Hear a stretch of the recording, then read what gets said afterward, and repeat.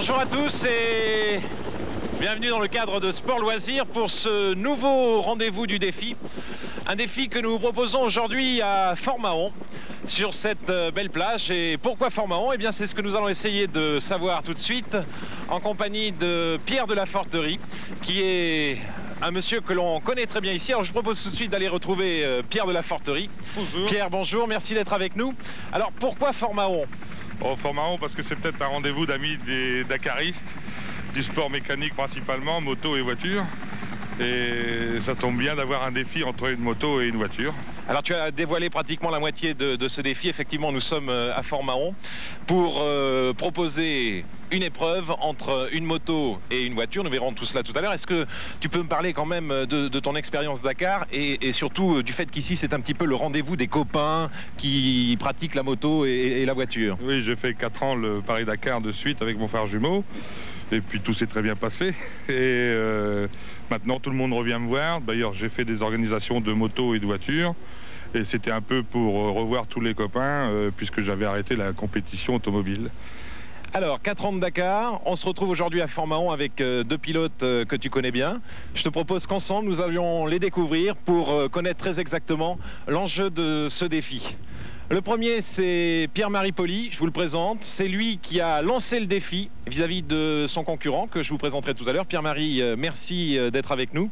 Alors, toi, tu vas avoir le plaisir, si on peut appeler ça un plaisir, de parcourir cette boucle que nous détaillerons tout à l'heure sur une moto. Est-ce que déjà tu peux nous présenter assez brièvement la moto ? Oui, disons que le défi est double. Le premier défi, c'est de rouler sur ce genre de terrain avec une moto du Paris-Dakar, parce que ça n'est a priori pas adapté à ce type d'épreuve. Généralement, à Fort-Mahon, on court avec des monocylindres 2 temps qui sont très légers et très rapides. Une moto du Paris-Dakar est beaucoup plus lourde, mais par contre plus adaptée au parcours de longue haleine, puisqu'une étape du Paris-Dakar fait près de 1000 km. Donc le premier défi, c'est de rouler avec cette machine.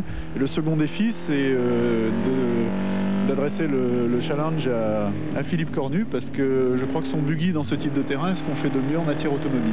Alors on situe bien la configuration, c'est la moto avec laquelle tu as effectué cette année le Paris-Dakar 88 dans le cadre du Team Écureuil.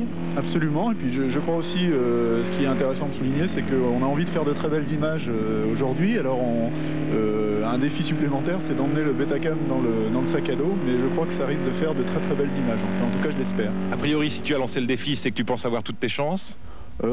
C'est pas aussi évident que ça, mais enfin oui, je suis assez confiant parce que je crois qu'une machine enfin une moto généralement est plus performante dans des terrains très accidentés. Ça n'est pas du tout évident dans des terrains très roulants, mais par contre je crois qu'ici on est dans une configuration qui devrait avantager un petit peu la moto, donc c'est pour ça que je suis relativement serein. À ta gauche, Philippe Cornu, que nous retrouvons tout de suite. Philippe, bonjour, merci avant tout d'avoir accepté ce 7e défi, puisque c'est le 7e du nom. Alors toi, tu vas être opposé à Pierre-Marie sur un engin tout à fait particulier. C'est un engin que tu as ramené, c'est un classe 5, que tu as ramené il y a quelques années des États-Unis. Tu as été la première personne à ramener ce type de matériel. Oui, je l'ai rapporté il y a 4 ans de Los Angeles, et depuis on a fait beaucoup de modifications, mais je suis resté d'ailleurs 3 ans tout seul parce qu'en France les gens n'y croyaient pas trop. C'est vrai que la mentalité a beaucoup changé depuis 1 an. Et on l'a vu dans le Paris-Dakar cette année, notamment avec Hubert Auriol qui avait adopté ce type de véhicule. Exact, l'exemple d'Hubert au Paris-Dakar était peut-être pas très bien choisi. Par contre, depuis, il a fait la Tunisie et l'Atlas, où il a fini respectivement 7e et 6e, et en plus il peut faire de très bons résultats. Mais je crois beaucoup à cette formule monoplace, et c'est vrai que le fait d'avoir fait de la moto aide beaucoup à passer à ce genre de voiture, parce qu'en fait on est dans une position centrale avec un châssis tubulaire autour et puis un moteur qui refroidit par l'air, donc c'est en fait une moto à 4 roues, et comme les 4 roues sont pas souvent au sol, et en plus de ça, ce qui fait ses grosses qualités, ce sont les débattements de suspension. Alors comme vous voyez, il y a toute une série d'amortisseurs, donc il y en a 12 en tout sur la voiture, et ces amortisseurs sont des amortisseurs à gaz, donc qui ont un très bon fonctionnement, style des amortisseurs d'ailleurs utilisés sur les motos de cross. Ensuite, on a mis dedans, donc en France, on a mis un Porsche qui est un Porsche 3 litres 2, qui a l'avantage d'un moteur très fiable et un moteur qui a beaucoup de couple. Donc on développe à peu près 260 chevaux, mais je ne crois pas beaucoup aux chevaux en soi, à la puissance, je crois simplement au rapport poids-puissance. C'est ce qu'on va voir dans quelques instants. Je vous propose quand même avant de vous serrer la main pour montrer que vous acceptez bien ce 7e défi. Pierre, est-ce que tu veux venir serrer la main? Il faut vraiment qu'on serre. Ah oui, il faut serrer la main avant, je pense. Vous la serrez après. Et puis je vous laisse remonter dans vos véhicules. On se retrouve dans quelques instants. Restez bien avec nous, je pense qu'on va vivre des sensations extrêmement fortes dans le cadre de ce défi. Moi je vous quitte, je remonte dans l'écureuil en compagnie de Jackie Chaillet. Et dans quelques instants, le top démarrage du défi 1988. A tout de suite. 3, 2, 1, 0, c'est parti pour le défi, le 7e défi. Un défi que nous allons suivre ensemble à bord de l'écureuil en compagnie de Jackie Chaillet. Ce défi qui va opposer Philippe Cornu, 39 ans, 80 kg avec ce véhicule de classe 1. Ils sont partis tous les deux très forts. Je vous l'ai dit tout à l'heure, ils ne sont pas du tout décidés à se faire de gâteau. C'est un petit peu l'honneur qui est en jeu, l'honneur de Philippe Cornu, donc ancien pilote moto, qui s'est converti à ce type de véhicule. C'est lui qui l'a importé des États-Unis. Et derrière, sur le tremplin Fun Radio, Pierre-Marie Poli. La difficulté pour Pierre-Marie Poli, comme vous le constatez actuellement, c'est de garder la trace. C'est le plus délicat pour une moto dans le sable. Beaucoup de tension dans les bras. Pour Philippe Cornu, il faut négocier les virages au plus juste. Ce n'est pas toujours facile. Et vous le voyez sur cette image, dans cette épingle verte. Et pour l'instant, c'est Philippe Cornu qui mène la danse sur ce parcours 20 km 7, 64 secondes environ au tour, tracé spécialement pour ce défi Fun Radio FR3. Circuit très sélectif, composé de zones dures, de passages plus mous. Il faut savoir choisir la bonne direction. Alors que nous arrivons en ce moment dans ce virage qui est le virage Fort Mahon, un virage où la piste est très dure en entrée, mais très molle en sortie. Et vous voyez que autant Philippe que Pierre-Marie ont des difficultés à se sortir de l'ornière, car c'est un chemin très travaillé à cet endroit-là. Le tremplin Fun encore.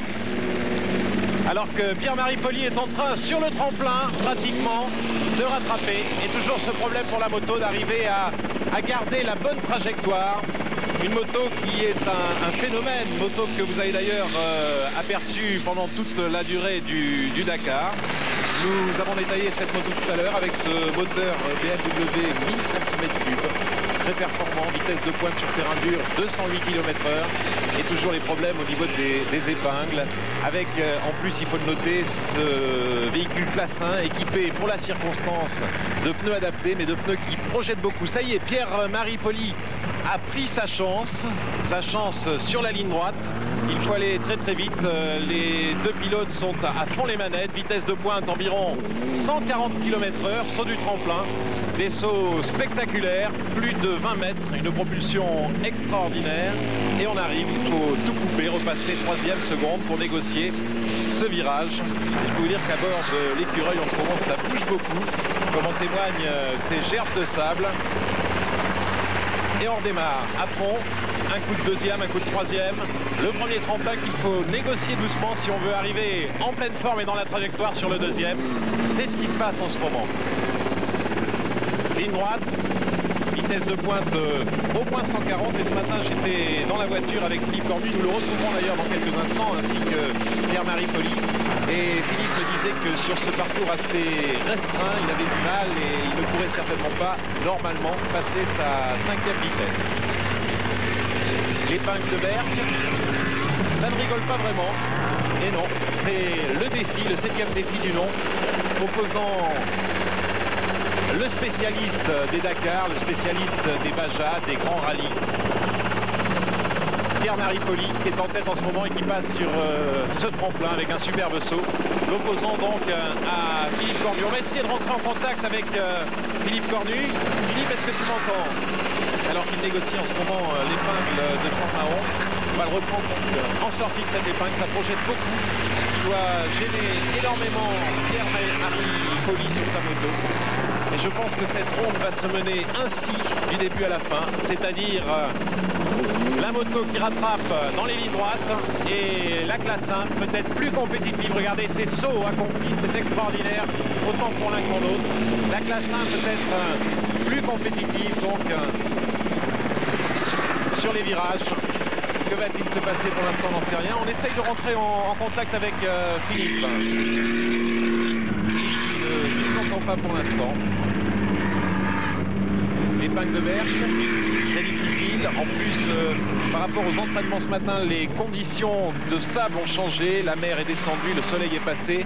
Le terrain est devenu beaucoup plus meuble.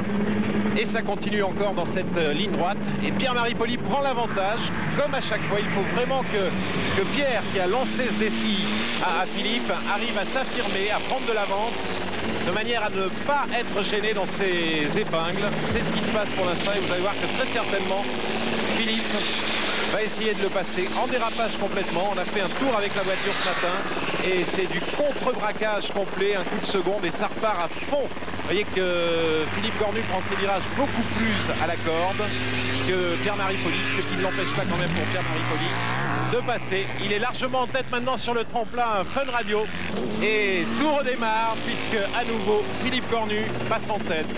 Alors cette voiture, cette classe 1, nous l'avons détaillé tout à l'heure, c'est sur un châssis Resco, c'est une voiture que Philippe a ramenée des États-Unis il y a quelques années, équipée d'un moteur Porsche de 3,2 litres, 6 cylindres, une puissance de 260 chevaux. Et pour les connaisseurs, alors qu'ils arrivent en ce moment dans l'épingle de Berck, pour les connaisseurs, cette voiture développe notamment une puissance de 50 mètres-kg de couple à 4000 tours, c'est énorme.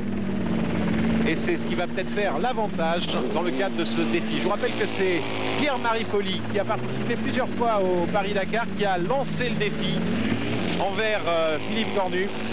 Philippe Cornu avec qui nous étions hier soir, très décontracté, qui prend cela sérieusement mais d'une manière...